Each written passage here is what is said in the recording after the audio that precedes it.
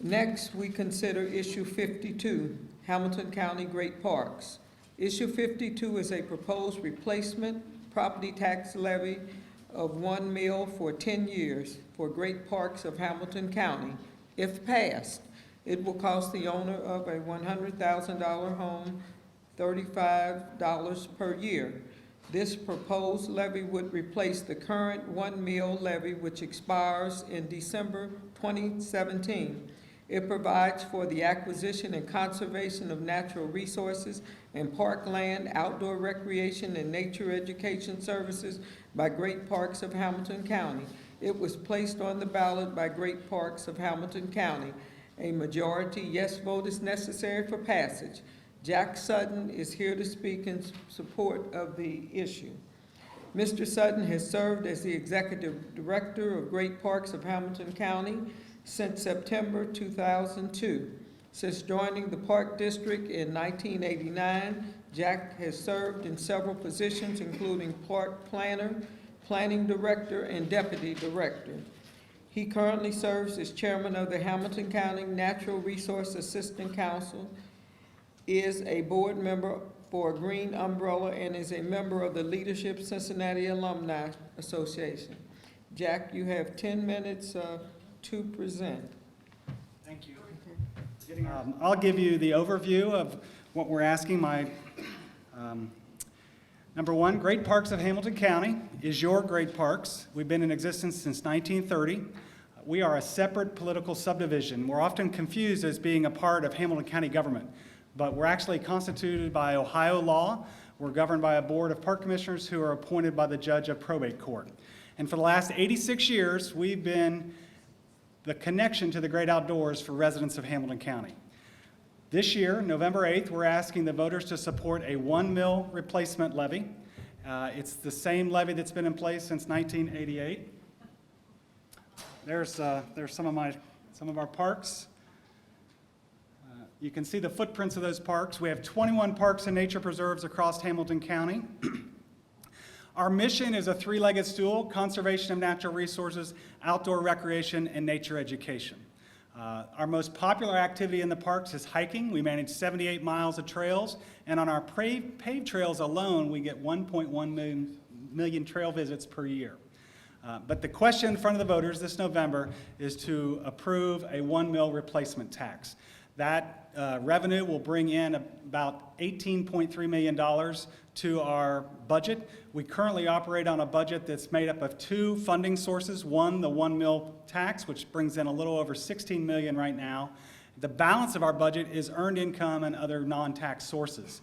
So 55% of our total revenue budget comes from taxes and 45% from other sources, non-tax. So this levy is critically important to the future of your great parks. I bring those percentages up because it demonstrates how we are a very self-reliant park district. We're one of the most self-reliant county park districts in Ohio. The Auditor of State recently conducted a performance audit, compared us with peer park districts around Ohio, and our average total revenues coming from non-tax sources is over 40%. The peer average is 7%. So we leverage those precious tax dollars as far as we can and as long as we can. The decision for a 1 mil replacement levy was made by our board based on a very comprehensive due diligence process. We've been at this for several years.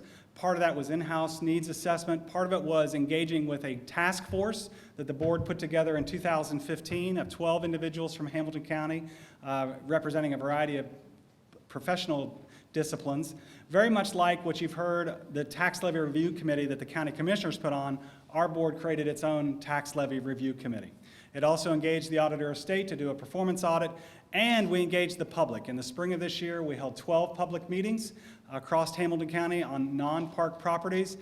We had 250 attendees, and more importantly, 795 individual comments harvested from those meetings. They were open house format, and we gained a lot of input from our residents.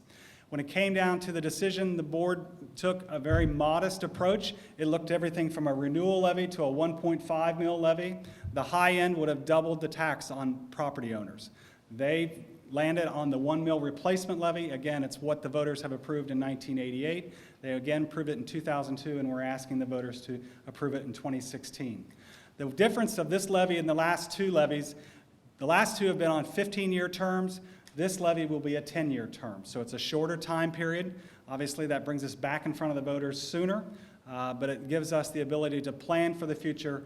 With the passage of this levy, it will allow us to obviously keep our 21 parks and nature preserves open, clean, and safe, continue to provide the same programs we have, and also address our most critical capital infrastructure needs. And will also allow us to address some new projects. And by new, one example, if you've hiked Sharon Lake, especially in the last couple months, you'll see a nasty green algae. It's called duckweed. Duckweed is a symptom of a lake that is becoming eutrophic or silting in. And those of you that can remember 30 years ago, we dredged Sharon Lake in the 1980s. Well, it's time to dredge Sharon Lake again in the next 5 to 10 years. Passage of this levy will put us in a position to be able to address those issues with Sharon Lake.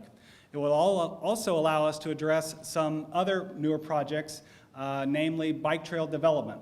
Not all on our own. It will need to do it in collaboration with other public entities and private entities, but we've been leading the effort to extend the Little Miami Scenic Trail from Milford now to Beachmont Avenue in Anderson Township. We're right at the precipice of crossing the Little Miami River. Once we accomplish that, we'll be able to connect to the Lunken Bike Path, Arm Leader Park. Eventually, the goal is to take that trail all the way to downtown Cincinnati. The Little Miami Scenic Trail is part of a statewide trail system called the Ohio to Erie Trail, so it connects Cincinnati, Columbus, and Cleveland. Yes, you can get on a bike and ride to Cleveland someday without riding on the road. So these are the kind of projects we'll be focusing on, taking care of the parks we have, taking care of the critical infrastructure needs that we have, and being able to work in collaboration with other partners to address the needs that the citizens are asking us to address. Without having the help of my prompts, that really covers the topics I wanted to cover, and be glad to answer any questions you may have. Thank you, Mr. Sutton. Are there any questions from the audience for Mr. Sutton?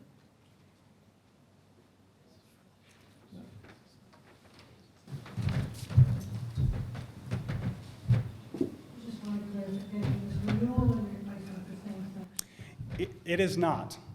A replacement replaces the millage value to today's property valuations. So our 1 mill levy was last approved in 2002. Over the course of any levy cycle, levies are contained to be flat. They do not grow with inflation. So now, with the passage of a replacement levy, it's still 1 mill, but it's at the current property valuation. Properties have increased in the last 14 years, so there is a slight uptick. A renewal is renewing the levy that was passed years ago at that same flat rate.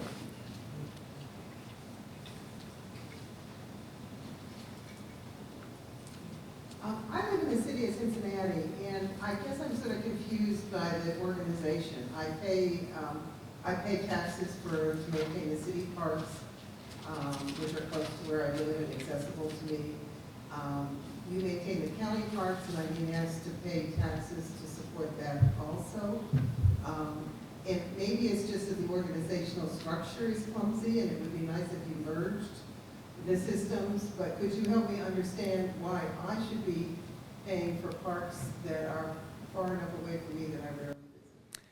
Good question. Actually, we maintain several properties within the city corporation limits of Cincinnati. For example, on the east side, we have Arm Leader Park, which is down near Lunken Airport, and Worcester Pike, that's in the Linwood neighborhood. On the west side, we manage and maintain Fernbank Park. Those are collaborations with the city of Cincinnati. So 14 years ago, we got together and looked at ways we could collaborate. So we also bought green space in Sedamsville, in Northside, and worked collaboratively with the city in protecting green space. There are 49 political jurisdictions in Hamilton County. We don't have a county park in every political jurisdiction, but we have them in probably about 25 to 30 where that footprint overlaps. We do have properties within 6 miles of every household in Hamilton County, including Cincinnati households. So Cincinnati is a part of Hamilton County, and in this case, our district covers the entire breadth of Hamilton County.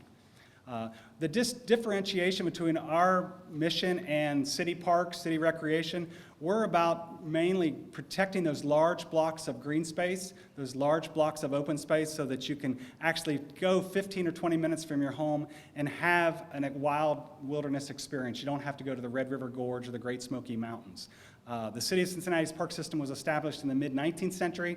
Ours was established by the 1930s, so the focus when we began acquiring land in the 30s, 40s, and 50s was the rural suburban neighborhoods of Hamilton County. We also do partnerships with CPS and many other YMCA, so we cross-pollinate with a lot of organizations that are serving the entire county. I'll just close with an echo that I heard earlier this evening. We're ballot issue 52. The other countywide ballot issue is 53, I believe. Please, please go all the way down the ballot when you're voting. Don't get tired, do some extra push-ups, but all of us want to make sure every voter gets all the way down the ballot. This is critically important for every issue, and it's not just about the national elections this year. Thank you. I have a quick question for that. We drove through Sharon Woods Sunday for the first time in many, many years, and it was beautiful. A lot of improvements have been made and really very, very nice. One of the objections or the concerns when the city had its issue last year was that there were going to be beer gardens in the city parks and all of these recreational things and these things like that concern people. So anything like that possible with this? No. Our goal, our mission, as I said, it's mostly about conserving natural resources. It's providing outdoor recreation and education that's compatible with that core mission of conservation. So we don't have any plans to provide a logger house in the woods or something of that nature. This is really allow us to continue the things we have been doing, continue the family-friendly activities, and keeping your park safe and clean. Thank you.